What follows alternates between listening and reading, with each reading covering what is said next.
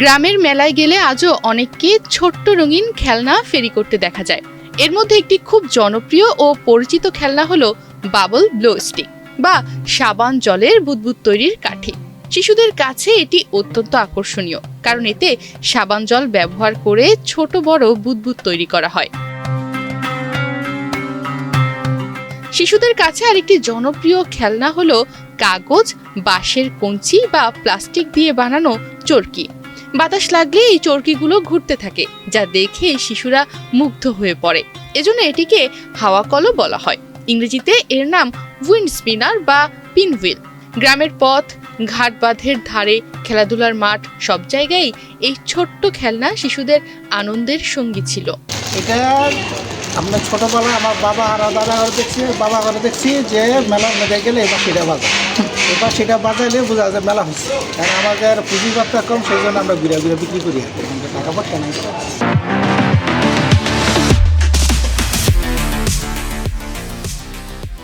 Bubble blow stick মূলত বাচ্চাদের খেলার জন্য ব্যবহৃত হয়।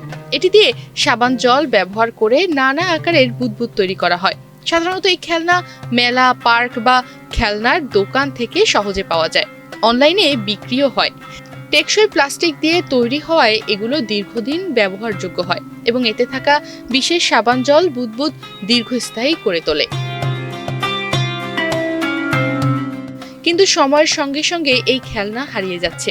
একসময় গ্রামের পথে শিশুদের দৌড়ঝাঁপ, হাসি ঠাট্টার সঙ্গে এই খেলনা ছিল অপরিহার্য।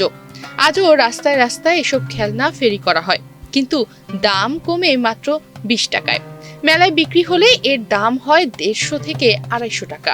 আমি বাবল বেশি, চরকি বেশি আর বেলুন বেশি।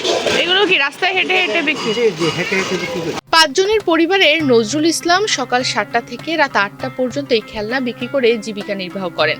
তার কাছে অন্য কোনো ব্যবসার সুযোগ নেই। এই খেলনাগুলোর প্রতি বাচ্চাদের আগ্রহ সব থেকে বেশি, এ কারণে স্কুলের সামনে সকাল থেকে বেশি বিক্রি হয়। সকাল 7টা থেকে রাত 8টা পর্যন্ত বিক্রি করি। স্কুলে বিক্রি করি বাচ্চাগুলো। স্কুলে যাই, পাড়া যাই, মহল্লা যাই, শুক্রবারে বিয়ার অনুষ্ঠান যাই, শনিবারে বউবাতে বিক্রি করতে যাই। পরটা পাড়া, মহল্লা, স্কুল সমস্ত জায়গায় পার্কে সব বিক্রি করি। মাত্র 2000 থেকে 3000 টাকা বিনিয়োগেই তিনি এই ব্যবসা শুরু করেন। দিনে প্রায় 600 থেকে 700 টাকা আয় হয় তার, যা পরিবারের সংসার চালানোর জন্য অপরিহার্য। রাস্তায়, মেলায় শিশুদের হাসির সঙ্গে এই ছোট্ট খেলনা ফেরি করাই তার জীবনের একমাত্র অবলম্বন। সংসারে 2 মেয়ে, ছেলে, 5 জন। ইনকাম তো বেশি করতে চাই, টাকা পয়সা দরকার আছে না। টাকা না পেলে যত টাকা বেশি লাগবে তত ইনভেস্ট বেশি হবে। এখন আমার পুঁজি নাই, এই অল্প টাকা পুঁজিতে ব্যবসা করি। এতে মোটামুটি এই ব্যবসার তুলনায় এটা ইনকাম যথেষ্ট। ধরেন না 2-3 হাজার টাকা পুঁজি। দিনে কতগুলো আপনার বাবল বিক্রি হয়?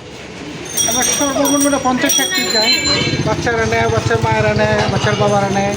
এই খেলনাগুলো তিনি নিজে তৈরি করেন না, চকবাজার থেকে কিনে নিয়ে আসেন। এজন্যই এত কম দামে বিক্রি করতে পারেন।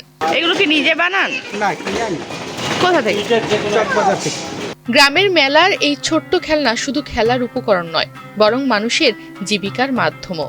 আধুনিক খেলনা ও ডিজিটাল খেলার প্রসারে এগুলো হারিয়ে যাচ্ছে, তবুও মানুষের জীবনে তাদের গুরুত্ব অমলিন। বাবল ব্লো স্টিক, চরকি ও হাওয়া কল আজও গ্রামের পথে পথে শিশুর আনন্দ ও বৃদ্ধির সঙ্গে মিলিত হয়ে আছে, এক নিঃশব্দ ইতিহাসের সাক্ষী। তনিমা রহমান, বাংলাদেশ প্রতিদিন।